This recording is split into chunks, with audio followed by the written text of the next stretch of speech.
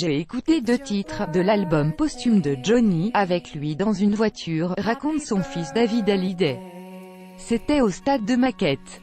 C'était bien ce qu'il avait fait. Sa voix était incroyable, mais ce n'est pas une découverte.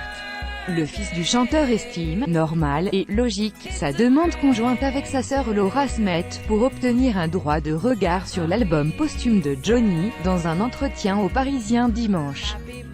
C'est mon père, je trouve ça normal. C'est la logique même, je ne vois pas dans quel pays ce ne serait pas logique, s'indigne David Hallyday. Avec une telle carrière, c'est normal que son fils, sa fille comme ses 2 autres petites filles aient un droit de regard dessus, poursuit-il avant d'ajouter, et aussi parce que je suis musicien. Il m'a toujours fait écouter ses albums avant qu'ils sortent, au moins en partie.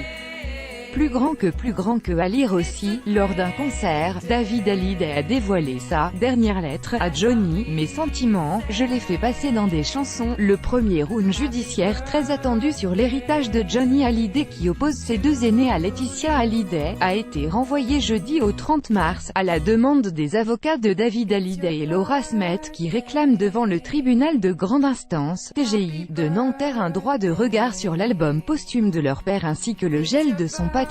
L'ex-idole des jeunes avait travaillé une grande partie de l'année 2017 à son 51e album studio, qui devrait sortir à l'été et pour lequel 10 chansons ont été enregistrées. Dans cet entretien, le premier depuis la mort de son père, souligne le Parisien dimanche, David Hallyday avoue être « content des faits qu'une tournée, cela me libère de beaucoup de choses.